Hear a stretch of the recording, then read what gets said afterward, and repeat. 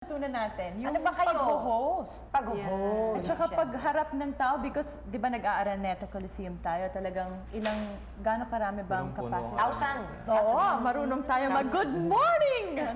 Di ba, hindi na kami ninenervyo. Kasi every Sunday yon. O yung pag nag-araneta si Kuya Jerome, puno talaga yun. Grabe. At saka yun ang usually, di ba parang pa-promote tayo ng movie?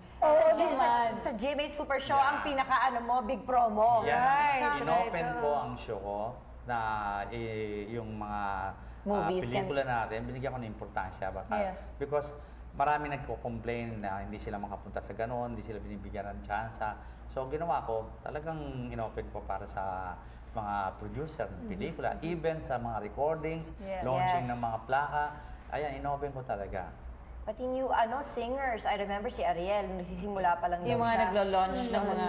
Naunahan lang ako nung katapat ko ng panahon na yon dahil gusto ko siyang mag-focus din sana sa sa GMA Super Show. It's Pero never too late. Let's have another Jimmy Super Show.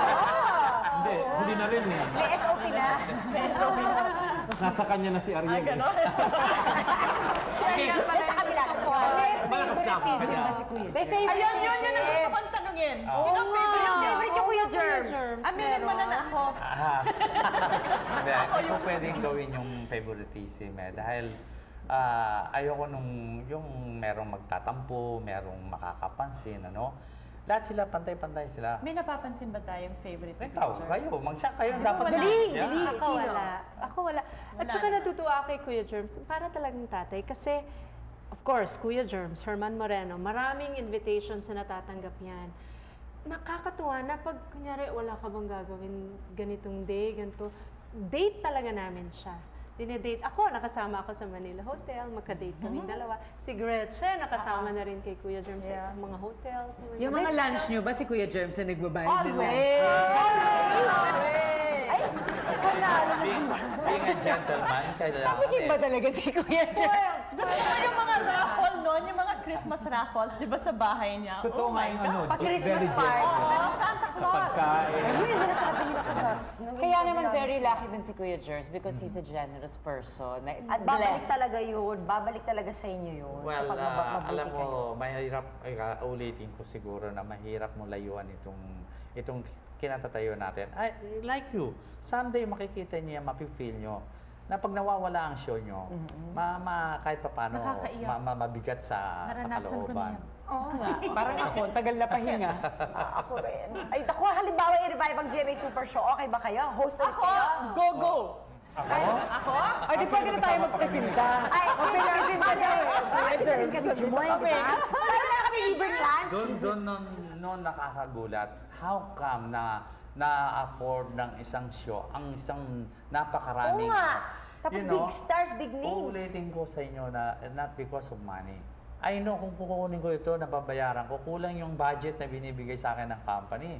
Dahil, just imagine, sa aming lahat, up to the last minute, ang budget namin, pardon me, 133,000. Sa amin lahat yun. Sa everything? Everything. The set, ako sa akin yung budget. Tapos yun sa kanila, bibigyan ko ng merong 5,000, may 8,000, may 10,000. Ako 10. Walang Gandagan nyo naman yan. pero walang magpo-complain, walang ano sila. Dahil they know wala. very well. Pero huwag kang mag-alala kay Germs, i-refund na ni Gretchen. 10 years ako sa'yo!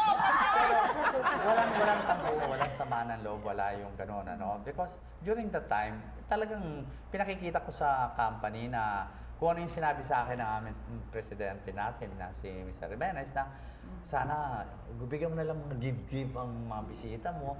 So, ganun ang ginawa ko talaga. Pero, ang PR mo is the very, very most important in this business. Kailangan yung relationship mo sa artista. Huwag kang magiging plastic. Pakita mo rin sa kanila, pag kinailangan nila ang suporta mo, bibigay mo yan. Kaya pag may mga pelikula sila, todo ang ng bongga ang presentation. Oo naman. Doon ko sila binabawian. Well, once again, thank you very much, John, Kuya Germs, Maris, and And Gretchen. Gretchen. Tapos na? Kuya Germs, magbabalik pa tayo.